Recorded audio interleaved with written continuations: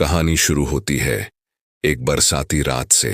शहर की सड़कों पर पानी ऐसे बह रहा था जैसे किसी ने आसमान का नल खोल दिया हो। बिजली की गड़गड़ाहट के बीच एक सफेद जीप धीरे धीरे थाना रोड से गुजर रही थी। जीप के अंदर बैठी थी आर्या सिंह, एक साधारण सी दिखने वाली लड़की, पर उसकी आंखों में एक अजीब सा आत्मविश्वास था।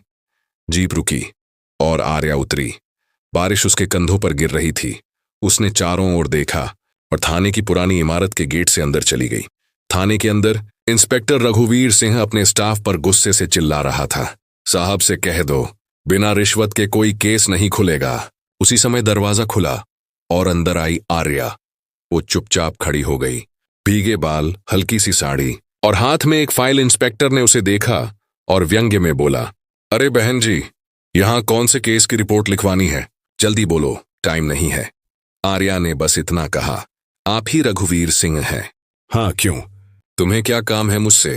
वो कुछ बोलने ही वाली थी कि रघुवीर ने कहा, देखो बहन, पुलिस स्टेशन कोई चाय पानी की जगह नहीं है, निकलो यहां से। आर्या ने शांत स्वर में कहा, आपको अपने व्यवहार पर ध्यान देना चाहिए। इंस्पेक्टर, रघुवीर का गुस्सा और भड़क गया। अब तू मुझे सिखाएगी पुलिस चलाना? और बस उसने जोर से आर्या के गाल पर एक थप्पड़ जड़ दिया।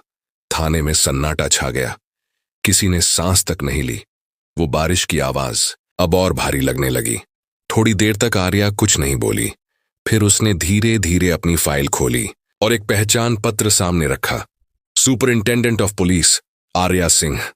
पूरा थाना हिल गया। रघुवीर का चेहरा सफेद पड़ गया। उसके हाथ कांपने लगे और बाकी स्टाफ की आंखें फटी की फटी रह गईं।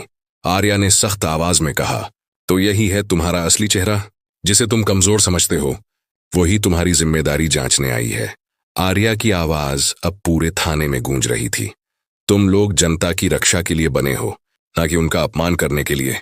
रघुवीर ने घबराकर कहा, मैडम, मुझसे गलती हो गई, माफ कर दीजिए। आर्या ने ठंडे स्वर में कहा, कानून गलती नहीं, अपराध देखता है। और फिर उसने वॉकी टॉकी उठाई। कंट्रोल रूम, इंस्पेक्टर रघुवीर सस्पेंडेड इमीडिएटली।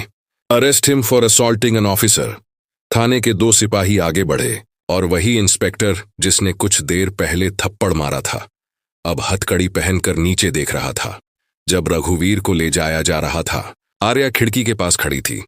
बारिश अब भी हो रही थी, लेकिन उसके अंदर तूफान कुछ और था।